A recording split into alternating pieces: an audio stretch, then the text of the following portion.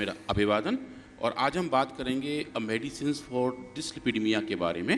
डिस्लिपिडीमिया मतलब हमारे शरीर में जो लिपिड्स हैं, जो कोलेस्ट्रॉल हैं, जो ट्राइग्लिसराइड हैं, उनके कंसंट्रेशन को, उनके लेवल को कम होना या ज़्यादा होना। कोई भी चीज़ जो नॉर्मल से अलग हो उसको डिस बोलते हैं, और लिपिड्स और ईमिया मतलब ब्लड। तो डिस्लिपिडीमिया मतलब हमारे रक्त में, हमारे खून में अलग अलग टाइप के लिपिड्स का लेवल का बढ़ जाना, जिसको सामान्य भाषा में हम कोलेस्ट्रॉल की दिक्कत कहते हैं। तो जैसे स्वामी जी ने बताया कि कोलेस्ट्रॉल का जो बेसिक प्रॉब्लम है उसके कौन कौन से निदान हैं सिंथेटिक वर्ड में, और कौन कौन से निदान अब नेचुरल वर्ड्स में हैं, आज हम उनके बारे में बात करेंगे। स्वामी जी, लगभग ऐसा माना जाता है कि हृदय रोग की वजह से एक साल में लगभग 2.25 करोड़ लोग काल के मुंह में चले जाते हैं। ओए राम, बहुत ज़्यादा लोग मर रहे हैं। और ये हृदय रोग का जो प्राइमरी कारण है, जिसको एथेरोस्क्लेरोसिस कहते हैं, हार्ट अटैक भी कहते हैं, और कभी कभी स्ट्रोक भी होता है। उसमें क्या होता है कि डिस्लिपिडीमिया मतलब कि हमारे रक्त में कोलेस्ट्रॉल के लेवल का बढ़ जाना होता है। तो लिपिड का लेवल कम बढ़ हो जाता है, असंतुलित हो जाता है, और ये जनरली उन लोगों में देखने को मिलता है जिनके घर में पहले से ये मरीज होते हैं। जनरली ये फैमिलियल भी माना जाता है, कहीं कहीं केसेस में जेनेटिक भी माना जाता है। लेकिन आजकल का जो हमारा लाइफस्टाइल है, जो ख़राब हो रहा है, और जो मानसिक तनाव ज़्यादा है स्वामी जी, उसकी वजह से भी डिस्लिपिडीमिया पाई जाती है। और चूँकि ये लिपिड्स को कंट्रोल करता है, फिर क्वेश्चन ये आता है कि लिपिड्स के होने से, ज़्यादा बढ़ने से दिक्कत कहाँ कहाँ हो सकती है। तो जो आप लोगों को अपने स्क्रीन्स में दिखाई दे रहे होंगे, या छोटा सा एक मैंने स्कीमेटिक दिखाने का प्रयास किया है कि जो गुड कोलेस्ट्रॉल और बैड कोलेस्ट्रॉल की बात होती है स्वामी जी आजकल, कि कुछ कोलेस्ट्रॉल बहुत अच्छे हैं, कुछ कोलेस्ट्रॉल बहुत ख़राब हैं। स्वामी जी, सब कोलेस्ट्रॉल ख़राब नहीं होते। हमारा ब्रेन लगभग 45% से ज़्यादा कोलेस्ट्रॉल से ही बना हुआ है, और वो जो कोलेस्ट्रॉल है वो हमारे ब्रेन को का एक अच्छे वाले कोलेस्ट्रॉल से बना है, जिसको एचडीएल कहते हैं। और ये अच्छे वाला कोलेस्ट्रॉल किस में होता है? ये अच्छे वाला कोलेस्ट्रॉल होता है गाय के घी में। ये अच्छे वाला कोलेस्ट्रॉल होता है बादाम में। अच्छे वाला कोलेस्ट्रॉल होता है अखरोट में। अच्छे वाला कोलेस्ट्रॉल होता है जितने भी हेल्दी फैट्स हैं, नेचुरल ऑयल्स हैं, उनमें। और ख़राब वाला कोलेस्ट्रॉल किस में होता है? खराब वाला कोलेस्ट्रॉल होता है काजू में। खराब वाला, और उसको ज़्यादा आदमी मज़े से खाता, बड़ा मज़ा आ गया, ले ले मज़ा, मिलेगी सज़ा।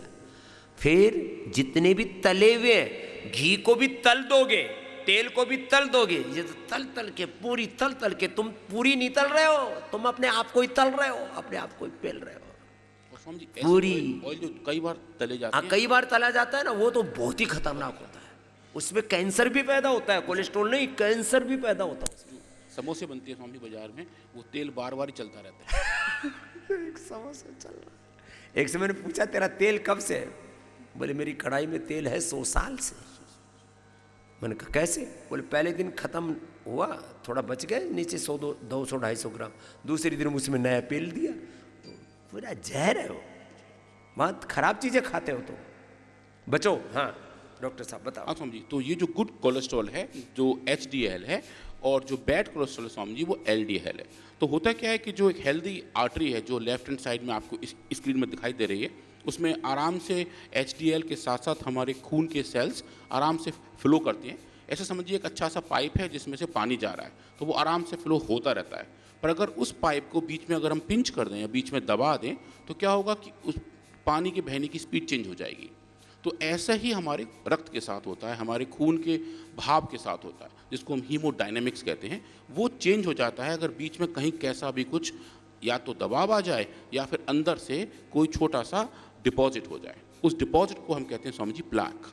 वो प्लाक फॉर्मेशन गंदे कोलेस्ट्रॉल की वजह से होता है। जो LDL है वो जाके वहाँ जमा हो जाता है, और बेसिकली जो हमारे खून की ले जाने वाली धमनियाँ हैं और शिराएँ हैं, उनका व्यास कम हो जाता है, तो फिर उसके थ्रू खून जाने की स्पीड कम हो जाती है स्वामी जी। और ये जो प्लाक फॉर्मेशन है, ये जो फैट का डिपोजिशन है अंदर इन ट्यूब्स के अंदर, वो लार्जली LDL की वजह से होता है। और खाली स्वामी जी काम LDL नहीं करता, इसमें हमारी कुछ खुद की कोशिकाएं भी अच्छा रोल प्ले करती हैं और गंदा रोल प्ले करती हैं। जो हमारे मैक्रोफेजेस हैं स्वामी जी, जो हम लास्ट टाइम बात किए थे, जो हमारी लाइन ऑफ फर्स्ट डिफेंस हैं, जो टाइप के WBC हैं, वो इन गंदे वाले कोलेस्ट्रॉल के एक वर्जन को खा लेते हैं।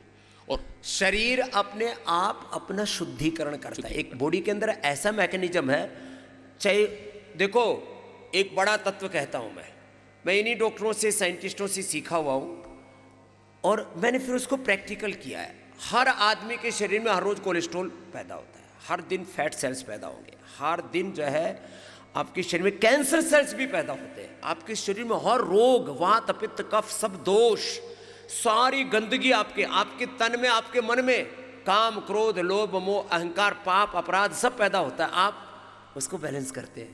ये आदमी रोज पागल होता है। मैंने सुना कुत्ता दिन में 2-4 बार पागल होता है, आदमी तो 24 घंटे पागल रहता है।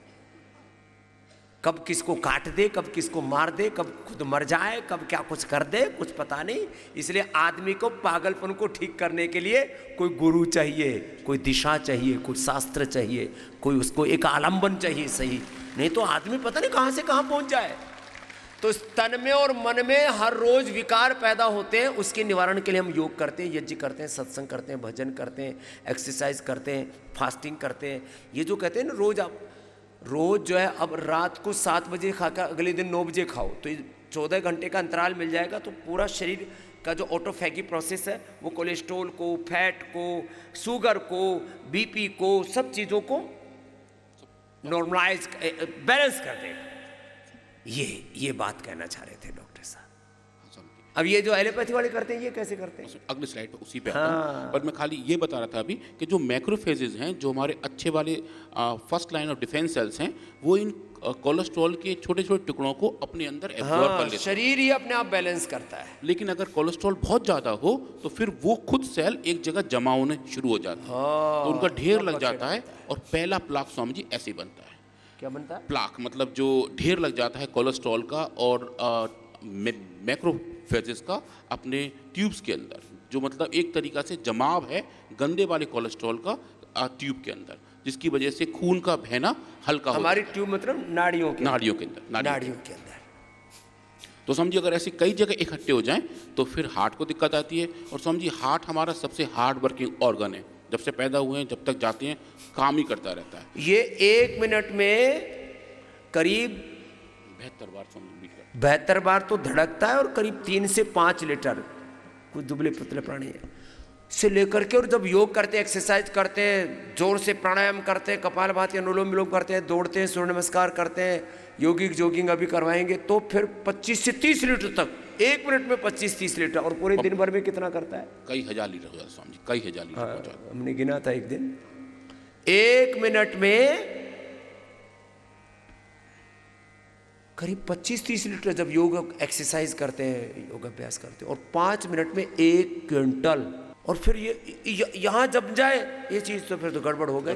तो समझिए खुद हृदय के लिए एक खून का भाव जाता है, उसके खुद के पोषण के लिए। अगर ये जितने जमावट हैं अगर उस ट्यूब में हो जाए तो हार्ट अटैक का पहला कारण बनता है। तो ये 2 मेन कारण होते हैं डिस्लिपिडीमिया की दिक्कत के। एक तो रक्त, जो रक्त की वाहिनी अपने हार्ट में जा रही है, और रक्त की वाहिनी जो हमारे ब्रेन में जा रही है। अगर ब्रेन में जाएं स्वामी जी तो वो स्ट्रोक का कारण बनता है, और हार्ट वाले में जाएं तो वो हार्ट अटैक का कारण। और ये गाल ब्लैडर में जमते हैं तो वो स्टोन बन जाता है।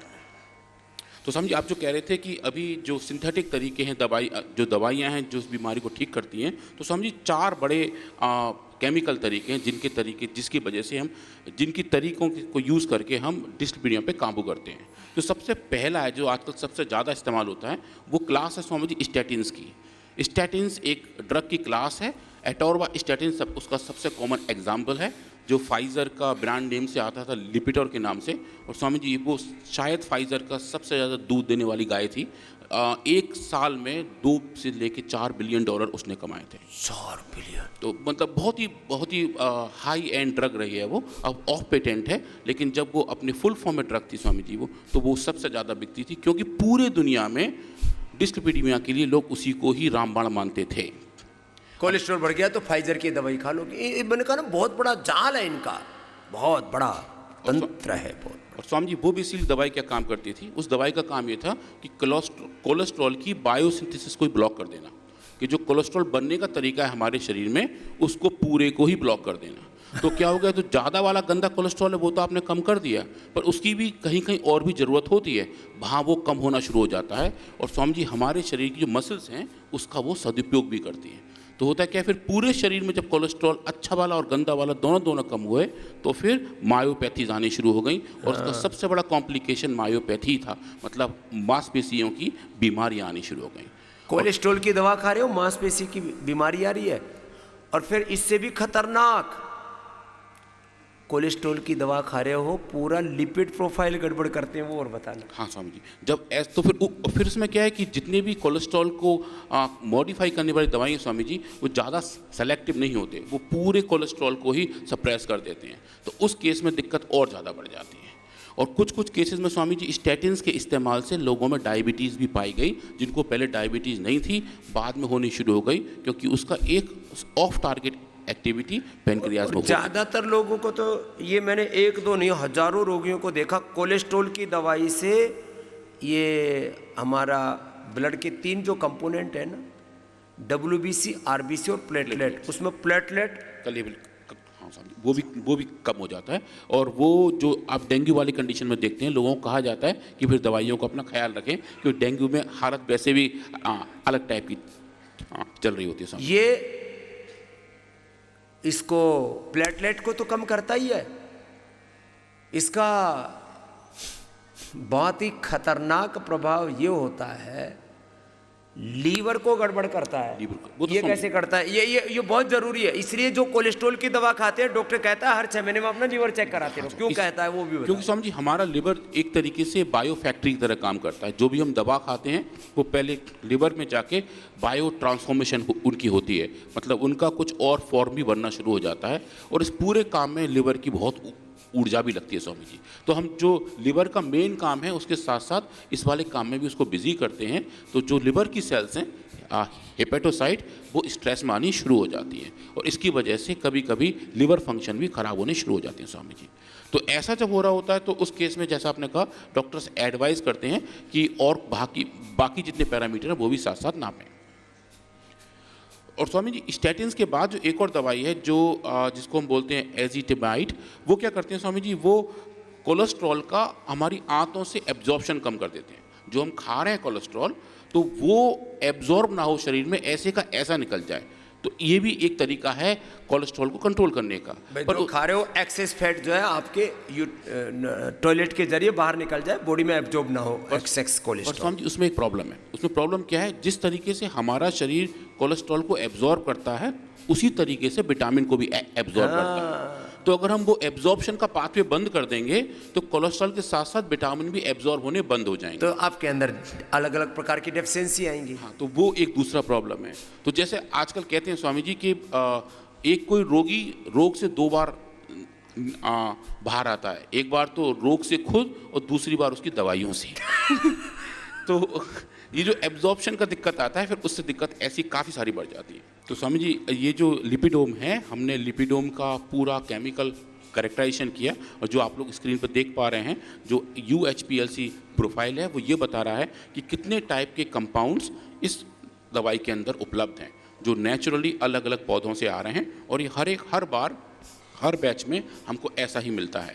तो ये करेक्टराइजेशन हमको ये बताता है कि जब हम इसकी बायोलॉजिकल एक्टिविटी देखेंगे तो किस टाइप का रिस्पॉन्स हमें देखने को मिलेगा स्वामी जी। तो ये स्वामी जी बहुत ही स्ट्रक्चरल डेटा है, और ये बहुत हाई एंड केमिस्ट्री हमारी पूरी टीम करती है, और एक अच्छी टेक्नोलॉजी का सदुपयोग आई वुड कॉल, जो इस काम के लिए हम लोग यूज़ करते हैं स्वामी। क्या बात है। अब समझिए हम आते हैं बायोलॉजी के ऊपर। तो ये जो हरी पीली नीली काली पीली जो रेखाएं दिखाते हैं ना, ये बड़ी महत्वपूर्ण है, इसके बारे में बताओ जरा। हाँ समझिए, वो जो हम देखते हैं ये सब बार चार्ट हैं, ये सब ये बताते हैं कि हर एक कंसंट्रेशन पे हमें कैसा रेस्पॉन्स मिल रहा है। हाँ। जैसे हम जी हम ये देखने का प्रयास करते हैं कि एक बहुत छोटे कंसंट्रेशन से और थोड़े से हाई कंसंट्रेशन के तक अगर हम जाएं तो उसका हमारे सेल्स पे कैसा प्रभाव पड़ता है। क्या कोई ऐसी डोज है जिस पे सेल्स को दिक्कत आनी शुरू हो रही है, या कोई ऐसी डोज है जहाँ पे हम सब कुछ ठीक ठाक कर पा रहे हैं। तो समझिए इसको हम बोलते हैं साइटोटॉक्सिटी, मतलब कोई भी कंपाउंड, कोई भी दवाई क्या किसी सेल्स को मार तो नहीं रहा है, अगर मार रहा है तो किस डोज पे मार रहा है। तो स्वामी जी इस वाले एक्सपेरिमेंट में हमने देखा लिपिडोम हमने जब टेस्ट किया हमारे मैक्रोफेजेस के ऊपर, जो जाके वास्तव में कोलेस्ट्रॉल को खा के बहुत फोमी बन जाती है, उनके अंदर बाकायदा जैसा लगता है फोम जमा हुआ है। तो उन एक्सपेरिमेंट को करने से पहले स्वामी जी हमने उनके ऊपर उनकी सेफ्टी देखी और पाया लिपिडोम 1000 माइक्रोग्राम पर ml तक, 1000 माइक्रोग्राम पर ml, जो बहुत हाई डोज है स्वामी जी, उस डोज तक इन सेल्स की हेल्थ पे कोई प्रभाव नहीं डालता है। तो इतना उसको गोली की मात्रा में बताओ ना। गोली की मात्रा स्वामी समझे कि 1 ग्राम पर ml, मतलब 1 ml पानी में अगर 1 ग्राम घोल दें हम, जो बहुत टफ होता है, 1 मिलीग्राम पर ml स्वामी जी, तो ये कंसंट्रेशन बहुत ज़्यादा है, क्योंकि इसको हमें पानी में सोल्यूबलाइज करना पड़ता है। अगर हम ऐसे देखेंगे तो ये समझिए ऐसी लगभग 10 गोलियाँ, 10 गोली भी खाओ तो कोई नुकसान नहीं, और कोलेस्ट्रॉल की 1 गोली भी फालतू खा ली ना, 2 गोली फालतू खा ली तो खून इतना पतला हो जाएगा, ब्रेन में, हार्ट में, पूरी बॉडी में लीकेज होके मर जाओगे। स्वामी जी इसी ग्राफ में जो आगे आप यहाँ देख रहे हैं, ये 3 जो बार हैं काले, ब्राउन और जो कतई नहीं दिख रहे, वो एटोरवास्टैटिन के हैं। हाँ। हमने साथ में एलोपैथिक की जो मेन दवा है, जो फाइजर की बड़ी दवा जो आपसे मैं कह रहा था, उसको यूज़ किया। तो छोटे कंसंट्रेशन पे तो वो सेफ़ है, पर जैसे ही उसका हम कंसंट्रेशन बढ़ाते हैं 40 से 80, 80 से 160% सब सेल्स मार दिए, सारे पूरे शरीर को ही खत्म कर देते। तो वो स्वामी जी बहुत हाई कंसंट्रेशन है, वहाँ तक कभी ये ड्रग नहीं पहुँचती है। पर यह है कि अगर सिचुएशन कभी ऐसी हुई किसी केस में तो वो टॉक्सिसिटी दिखाती है। तो हमने ये यहाँ पर देखने का क्या प्रयास कि सेफ्टी के मामले में ये निर्दोष है, ये इसकी बहुत हाई डोज पे भी 100% सेफ। तो वो जो सेफ्टी है स्वामी जी, फिर हमें इस बात से हुआ प्रेरण कि हम इसको आगे लेके कैसे चलें। तो हमने ये तय कर लिया कि हम किस डोज तक लेके जाएंगे। हमने स्वामी जी ये पाया कि 1000 माइक्रोग्राम पर ml तक ये दवा सेफ है, पर हमने अपने आगे वाले एक्सपेरिमेंट सिर्फ 100 माइक्रोग्राम तक करे, क्योंकि जो हमारी डोज है जहाँ हम लेके जाते हैं वो 10 या 20 माइक्रोग्राम में आता है डेटा। तो हमने एक सेफ्टी रेंज फिक्स करी और उसके बाद ये देखा कि जो ह्यूमन रेलिवेंट डोजेज हैं उस पर इसके रिस्पॉन्स कैसे आएंगे। तो वो सब स्वामी जी हमने देखा कि जब इन्फ्लेमेशन मैक्रोफेज के अंदर आएगा, स्वामी जी जो हम अभी पहले बात कर रहे थे कि जो मैक्रोफेजेज हैं जो गंदे वाले कोलेस्ट्रॉल को अंदर ले लेते हैं, उनके अंदर इन्फ्लेमेटरी रिस्पॉन्स आते हैं स्वामी जी।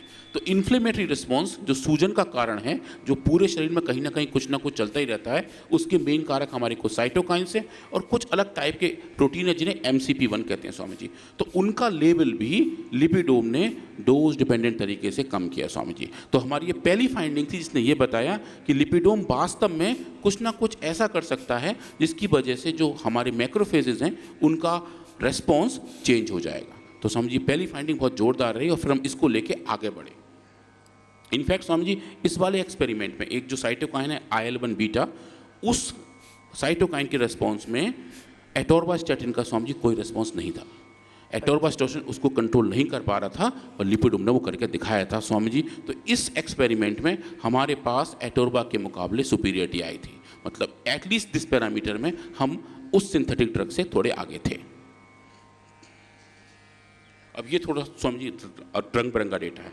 इसमें हमने ये देखने का प्रयास किया कि अगर हम इन्हीं सेल्स को ग्रो करें बहुत सारा और इनके ऊपर बहुत अच्छी सेल बायोलॉजी करें, तो यहाँ स्वामी जी जो हमारी टीम है वो थोड़े से होली वाले मोड में आ जाती है, अलग अलग रंगों का इस्तेमाल करते हैं, सेल्स को अलग तरीके से स्टेन करते हैं। तो अगर हम ये देखें कि उसमें कितने न्यूक्लियस हैं, मतलब कितने केंद्रक हैं हर एक सेल के अंदर, और देखें कि उसका ऑक्सीडेटिव स्ट्रेस लेवल कितना है। तो ऑक्सीडेटिव स्ट्रेस सेल हेल्थ का एक सबसे अच्छा पैरामीटर होता है, वो नापें और देखें कितने लिपिड्स हैं, कितने सारे इसके अंदर कोलेस्ट्रॉल के मॉलिक्यूल हैं, और इन तीनों को अलग अलग रंगों से हम लोग रंग देते हैं।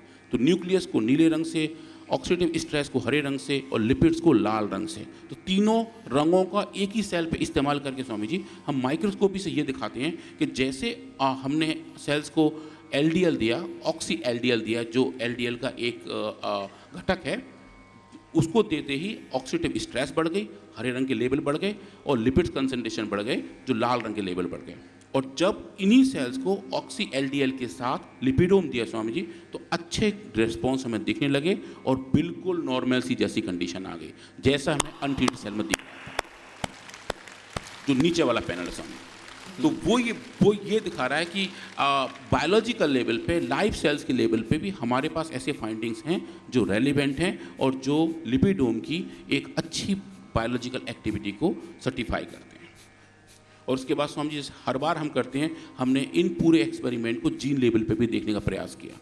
तो सेल के अंदर मॉलिक्यूल और मॉलिक्यूल के बाद जीन्स, जो अलग अलग जीन एक्सप्रेशन हैं, क्या लिपिडोम उनको भी मॉडिफाई करता है। जेनेटिक स्ट्रक्चर तक, जीन्स तक जा करके दवाइयों का एक्सपेरिमेंट करते हैं कि जीन्स पर क्या कि जीन्स को यदि गलत डायरेक्शन में मॉडिफाई करने लगे तो फिर तो खतरनाक हो जाएगा। हाँ स्वामी बिल्कुल। तो वो जीन एक्सप्रेशन को हम देखते हैं कि जितने कितने सारे जीन एक्सप्रेस हो रहे हैं, कितने आरएनए बन रहे हैं हमारे सेल्स के अंदर, और लगभग हमने 8 या 9 अलग अलग टाइप के देखे और ये दिखाया कि वास्तव में फोमी मैक्रोफेजेस के अंदर लिपिडोम के इस्तेमाल से जीन रेगुलेशंस होते हैं स्वामी जी। और ये एक अच्छी बात है, जीन्स का रेगुलेशन में अच्छे डायरेक्शन में उसका एक्सप्रेशन होना चाहिए। रॉन्ग डायरेक्शन में एक्सप्रेशन होता है तो उसको बीमारी पैदा होती है। हाँ, म्यूटेशन बोलते हैं फिर उसको कि ये गलत म्यूटेशन हो रहा है, गलत दिशा में मामला जा रहा है। तो स्वामी जी इस एक्सपेरिमेंट में हमने इस बार फिर सी एलिगेंस का इस्तेमाल किया स्वामी जी। पिछले 6-7 महीने से स्वामी जी हमारी टीम सी एलिगेंस पर बहुत ज़्यादा काम कर रही है। हमारे पास सी एलिगेंस के अब लगभग 100 अलग अलग स्ट्रेन्स हैं। तो स्वामी अलग अलग उसकी प्रजातियां अवतार लिया है। हाँ। सबसे छोटा जीव पकड़ा है इन्होंने और उसके ऊपर कोई भी दवा का इस्तेमाल बहुत, उसका लाइफ साइकिल जैसे बोला ना 21 दिन का होता है, तो कोई भी दवाई को एक पूरे जीवन भर कोई खाए तो उसका क्या इफेक्ट आता है वो 21 दिन में पता लगा लेते हैं।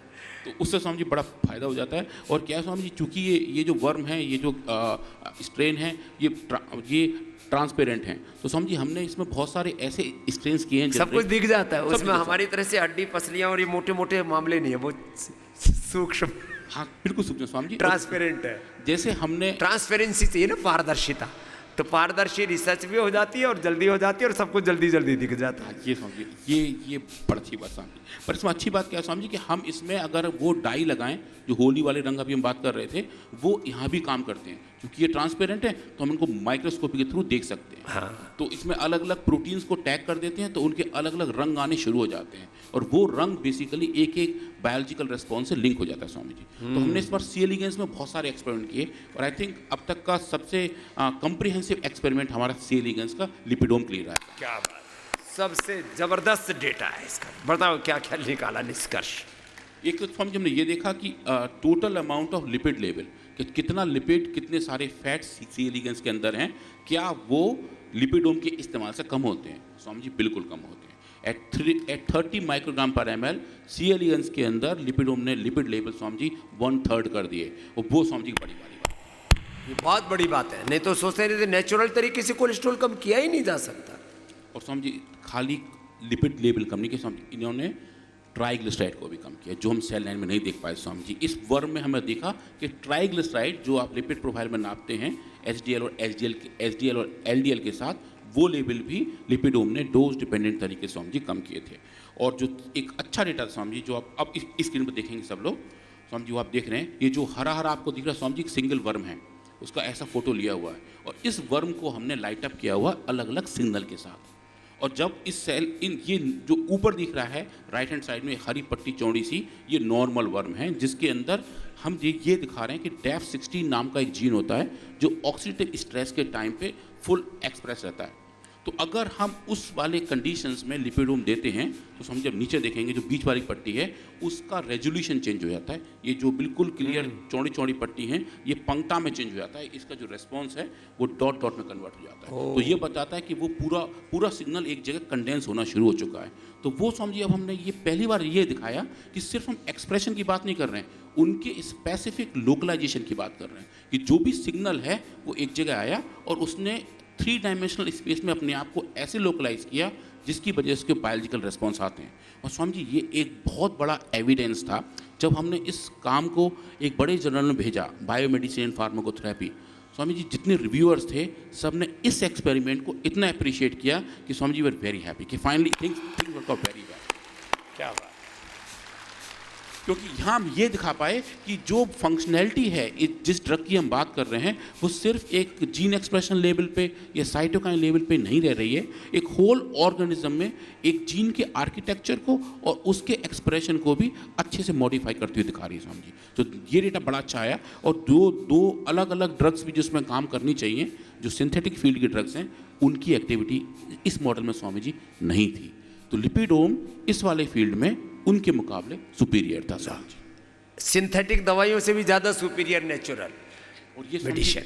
और समझिए ये फिर हमने आगे तरीके से इसको क्वांटिफाई किया, अलग अलग जीन एक्सप्रेशन को सी एलिगेंस में भी देखा। पहले हम देख रहे थे ह्यूमन सेल्स के अंदर, इस बार हम सी एलिगेंस में देखे और ये दिखाया कि लिपिडोम उन जीन एक्सप्रेशन को भी मॉड्यूलेट करता है जिसकी वजह से वर्म की लाइफ अच्छी रहती है। जो फैट मेटाबॉलिज्म है, फैट मेटाबॉलिज्म के जीन भी लिपिडोम ने डोज डिपेंडेंट तरीके से स्वामी जी मॉडिफाई किए।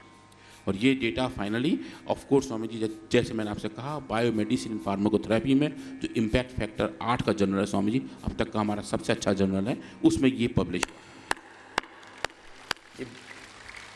ये लोग पहले मानते ही नहीं थे कि ऐसा आयुर्वेद से हो सकता है, नेचुरल मेडिसिन से चीज़ें हो सकती हैं। तो बहुत तरह के हजारों तरह के प्रश्न करते थे, उनके सबके उत्तर देते हैं पूरे साइंटिफिक पैरामीटर्स के साथ। पर स्वामी जी इस वाले पेपर में आपके आशीर्वाद से जो हमने डेटा भेजे थे, जितने आई थिंक इसके 3 रिव्यूअर थे जो दुनिया में अलग अलग कोने में बैठे हुए हैं, उनमें 2 लोगों ने सी एलिगेंस का डेटा के बारे में स्वामी जी इतनी अच्छी अच्छी बातें लिखी कि हमने उसका प्रिंट आउट लेके अपनी लैब में टांग रखा है, क्योंकि उससे बहुत मोटिवेशन मिलता है कि दुनिया के ऐसे वाले वैज्ञानिक जो हमारे जैसा ही काम कर रहे हैं, जो हमें नहीं जानते हैं, हमारे काम को ब्लाइंडली सपोर्ट कर रहे हैं।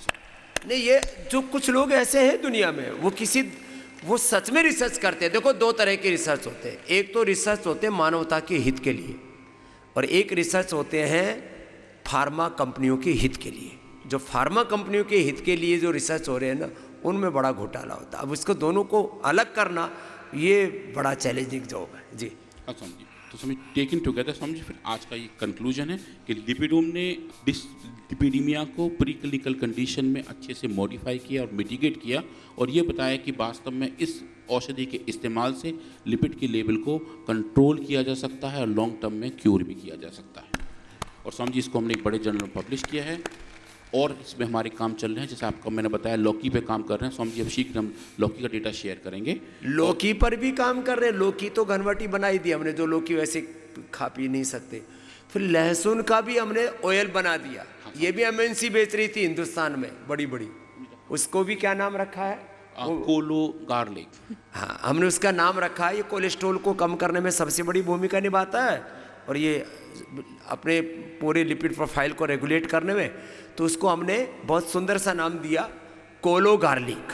और वो नाम स्वामी जी ने दिया है और बहुत ही अच्छा नाम है, लोगों को तुरंत आ रहा है समझ स्वामी जी कि एक कोलेस्ट्रॉल को ही मॉडिफाई करने की दवा है और ये गार्लिक का ऑयल है, और वो स्वामी जी बड़ा अच्छा रिस्पॉन्स दिखा रहा है। उसको स्वामी जी कल के जो थे डेटा वो एक्साइटिंग है स्वामी जी, मतलब हमें काफ़ी कुछ अच्छा देखने को उसमें मिल रहा है स्वामी जी। तो हम प्रॉफिट सेंटर्स नहीं है, हम चैरिटी सेंटर। चैरिटी हमारे सेंटर में है, चैरिटी हमारे सोल में है। अच्छा करना, परोपकार। देखो 2 तरह से कोई भी बड़ा काम किया जाएगा संसार में। बड़ा काम करेंगे या तो व्यापार की भावना से होगा या परोपकार की भावना से होगा। हम परोपकार की भावना से इन सब कामों को करते हैं। नहीं तो एक सन्यासी को क्या पड़ी है, ना मेरा कोलेस्ट्रॉल बढ़ना, ना मेरा बापू का बढ़ रहा, ना माँ का बढ़ रहा। इन्होंने खूब टेस्ट कराया। इन्होंने डॉक्टर साहब ने बोला आपके माता पिता जी के अभी चेक कर लेते हैं, नहीं तो आपके ऊपर अटैक करेंगे। बाबा का बापू मर गया, मतलब हमारा बापू भी मरा तो ब्रेकिंग न्यूज बनेगी। मीन्स लोग इतने ज्यादा, तो इन्होंने सब टेस्ट करा, किसी को ना बीपी है, ना शुगर है, ना थायराइड है, ना श्रम है, ना आर्थराइटिस, कुछ नहीं। तो भाई हम किसके लिए कर रहे हैं सारा ये इसलिए कर रहे हैं कि वापस लोग प्रकृति से जुड़े, संस्कृति से जुड़े, सनातन धर्म से जुड़े और देश नहीं पूरी दुनिया जुड़े, योग से जुड़े, आयुर्वेद से जुड़े। ये लक्ष्य है।